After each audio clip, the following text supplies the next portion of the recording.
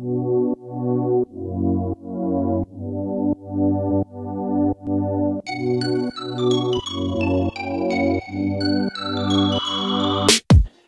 les amis. Dans la vidéo précédente, nous avons vu comment automatiser une veille sur Twitter en utilisant Zapier avec Notion.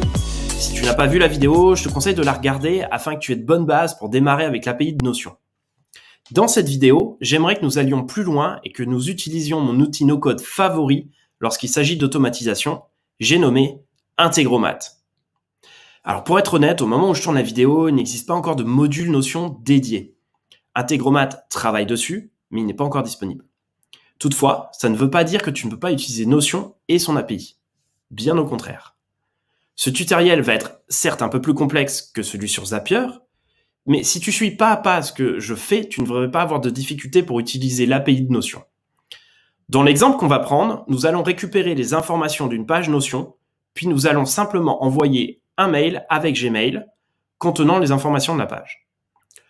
Alors certes, on pourrait bien évidemment faire beaucoup plus compliqué, mais commençons par un exemple simple. Le plus complexe étant ici la connexion entre l'API Notion et le module HTTP de Integromat. Allez, on fait chauffer les claviers et on est parti. Bon, c'est parti pour mettre en place cette intégration. Alors pour ça, sur Integromat, on va utiliser deux modules. Le module HTTP qui va nous permettre de retrouver les informations présentes sur la page Notion, et ensuite le module Gmail pour pouvoir recevoir les informations qu'on aura envoyées de manière automatique. Pour ça, dans un premier temps, il va falloir que tu ouvres plusieurs pages. Donc d'abord, la page ici autour de la documentation de l'API de Notion. Donc ça, je te la mettrai en commentaire, comme ça tu pourras la réutiliser et la mettre en favori, parce que tu vas l'utiliser assez régulièrement par la suite pour automatiser pas mal d'éléments avec Notion.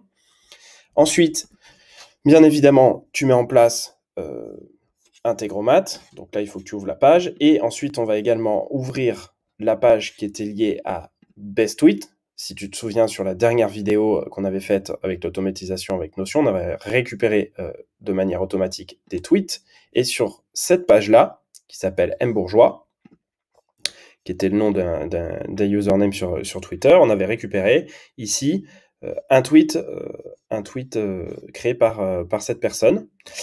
Et on a rajouté également une autre propriété qui était mon mail. Voilà, là, tu as toutes les informations.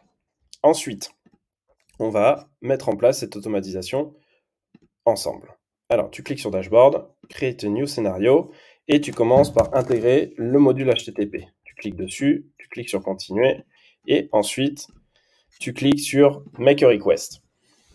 Là, ici, tu as plusieurs éléments à mettre. Le premier, ça va être l'URL sur lequel tu vas aller chercher les différentes informations.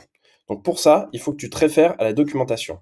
Et pour utiliser la méthode get, qui est ici, tu vas devoir utiliser cette URL-là et notamment changer une valeur dynamique qui est la page ID. D'accord ? La valeur dynamique de la page ID, tu vas la retrouver également en fait au-dessus dans l'URL. Tu vois, là, on se retrouve avec, je l'ai copié ici, le titre tiré un très très long chiffre. Donc là, tu vas devoir en fait garder ça. Donc, on commence par mettre l'URL. L'URL, il y a des éléments qui sont, tu peux le retrouver aussi ici, hein. Il y a des éléments qui sont statiques, qui ne vont pas changer. Il y a un élément qui est dynamique, c'est celui du chiffre que tu vas retrouver ici, qui est dédié à la page en question. Donc ça, c'est l'ID unique de la page en question. La méthode, tu as plusieurs types de méthodes. Là, tu prends get, hein, on est d'accord. Ici, c'est pour retrouver retrieve a page, pour retrouver les informations d'une page. Tu as get. Donc là, on est pas mal dessus. Ensuite, il faut que tu ajoutes un header. Donc là, je te demande de me faire confiance. Tu vas devoir ajouter un nom et une valeur. Pour ça, tu vas aller ici. Et ici, tu as toutes les valeurs que tu vas devoir mettre. Donc d'abord, en name, tu vas mettre authorization. Tu copies-colles, hein, ici. C'est simple. Et il te demande de mettre bearer plus Notion API Key. Alors là, la question, c'est de savoir comment est-ce qu'on retrouve la clé API de Notion. Et pour ça, rien de plus simple, on l'avait déjà vu. Tu vas dans Setting and Member, Intégration, et là par exemple, on va reprendre Zapier Intégration 1 qu'on avait. Les 3 petits points, tu cliques sur Copy Internal Integration Token, Copy Token, et ici, tu te retrouves à copier-coller la secret key. Tu ajoutes, et là normalement, on devrait pouvoir être bon. Sauf que, il faut bien vérifier que sur la page, celle-ci, tu as bien partagé cette page avec le bot en question. Parce que sinon, il ne pourra pas récupérer les informations. Donc là, normalement, on est bon. Et ce qui va se passer, c'est qu'on va cliquer sur OK et on va run le module pour voir si ça fonctionne et qu'on récupère bien les informations. Ici, c'est en vert. Et tu vas aller regarder sur Output, en sortie, on a des données. Alors, ça fonctionne bien. Le problème, c'est que ces données-là ne sont pas très lisibles. Donc, pour améliorer ça, ce que je te conseille de faire, c'est de retourner dans les paramètres du module et de cliquer sur Passe Réponse. Tu cliques sur OK et on va run une nouvelle fois le module. Et on regarde ce que ça donne, Data. Et là, tu vois, il t'a mis de manière plus hiérarchisée les différentes informations que tu vas pouvoir retrouver. Propriety, description, le texte. Là, normalement, tu vas retrouver ici le contenu du texte et puis tu vas retrouver le username et le mail qui a été rentré. Donc là, on est bien, on a récupéré toutes les informations, le module fonctionne. Ce qu'il faut faire, c'est maintenant ajouter un second module qui va être le module Gmail. Donc là, tu cherches le module Gmail, il te le trouve et on va faire envoyer un mail. Encore une fois, on va faire quelque chose de simple. Ici, il faudra que tu te connectes au compte Google. Donc là, il peut y en avoir plusieurs. Moi, je vais me connecter au mien. Et il va falloir ensuite que tu remplisses les différentes informations. Donc là, il te demande d'ajouter en fait la personne qui va être en destinataire en fait de ça. Ici, tout simplement, je vais aller chercher en fait le mail de la personne qui est censée faire ça. Donc moi, je vais mettre mon mail, qui est censé le recevoir. Le sujet, on va dire que c'est nouveau tweet.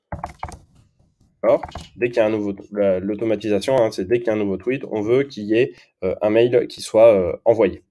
Et le contenu, ici, on va mettre voici le contenu du nouveau tweet. Là, tu vois, tu peux insérer des éléments dynamiques. On va mettre le username. Ici, tu peux le retrouver, username, là, par le texte. Et ensuite, tu peux mettre à la suite 2 points. On va lui mettre des petits guillemets et une description, le texte. Là, on va aller chercher le contenu. Hop. Et là, normalement, on devrait tout avoir. Pas besoin de rajouter une pièce jointe. Là, on est plutôt bon. Et maintenant, ce qui va se passer, c'est qu'on va aller tester si cette automatisation, elle fonctionne. Pour ça, tu vas cliquer sur Run Once. Et on va voir si tout fonctionne bien.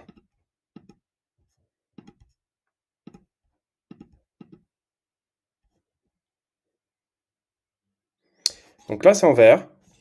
Tout est bon. Ici, si tu vas regarder, il y a toutes les informations qui sont bien données. La question, c'est de savoir maintenant, est-ce que le mail a été bien reçu? C'est ce qu'on va voir maintenant en allant dans les mails.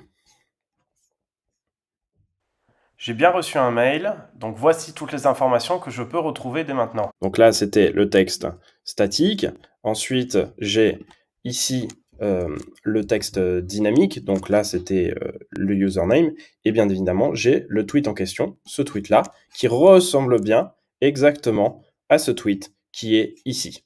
Et voilà, on a fait notre première automatisation avec le module HTTP de Integromat et ensuite la partie module Gmail. Vous n'avez plus qu'à faire sauver, vous pouvez le renommer et ensuite partir pour mettre en place cette intégration de manière assez facile de votre côté. Et voilà, bravo, tu as fait ta première automatisation avec Notion et Integromat. Comme je te le disais en introduction, Integromat travaille à la création d'un module dédié à Notion pour faciliter le process d'automatisation. L'idée étant qu'on ne passe plus au final par le module HTTP. Par conséquent, cette vidéo ne sera plus vraiment d'actualité lorsqu'un module Notion aura été développé. Néanmoins, ce n'est pas perdu.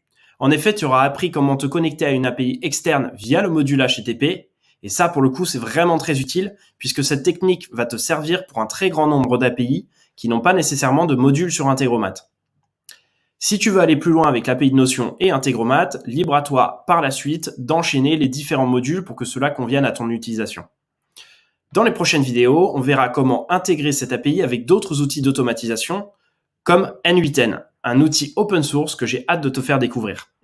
Alors si cette vidéo t'a plu, lâche un petit like, un commentaire et n'oublie pas de cliquer sur la petite cloche pour être tenu au courant des prochaines vidéos. C'était Milan Bogart pour Uncut School et je te dis à très vite pour une prochaine vidéo. Bye bye.